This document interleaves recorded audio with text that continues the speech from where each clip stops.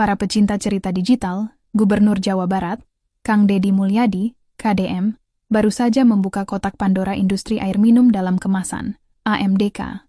Sidak mendadak pada 21 Oktober 2025 mengungkap fakta bahwa air yang selama ini kita minum dari botol aqua ternyata bukan sepenuhnya berasal dari mata air pegunungan seperti yang selama ini diiklankan. Apakah ini kebohongan besar? KDM menemukan bahwa sumber utama air untuk produksi aqua justru berasal dari pengeboran air tanah dalam, mencapai kedalaman lebih dari 100 meter.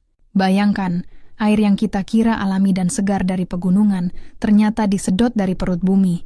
Data internal Danone Aqua menunjukkan penggunaan air tanah yang fantastis, 15,779 megaliter sepanjang 2023. Untuk memperjelas, jumlah ini setara dengan mengisi sekitar 60-300 kolam renang ukuran Olimpiade. Apakah ini praktik yang bertanggung jawab terhadap lingkungan? Contoh konkret, kasus di Sukabumi. Warga desa Cibodas, Sukabumi, mengeluhkan sumur mereka mengering sejak pabrik aqua beroperasi di wilayah tersebut. Mereka harus berjalan jauh untuk mendapatkan air bersih, sementara perusahaan terus mengeksploitasi air tanah. Penurunan muka air tanah di Pasuruan.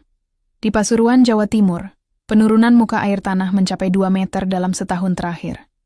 Sawah-sawah petani mengalami kekeringan, dan mereka kesulitan untuk bercocok tanam.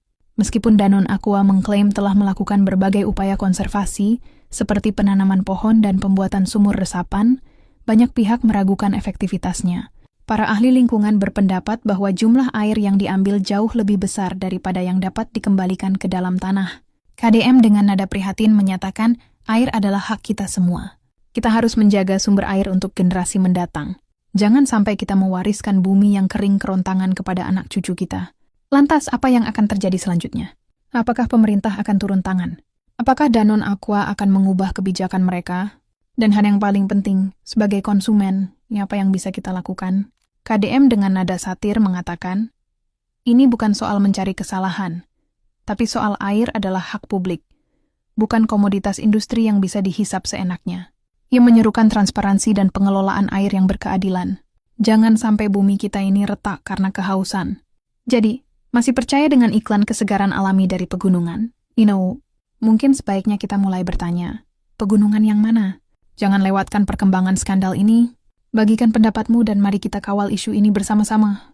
Apakah Anda merasa tertipu? Tim AI dan penulis Roy Wijaya?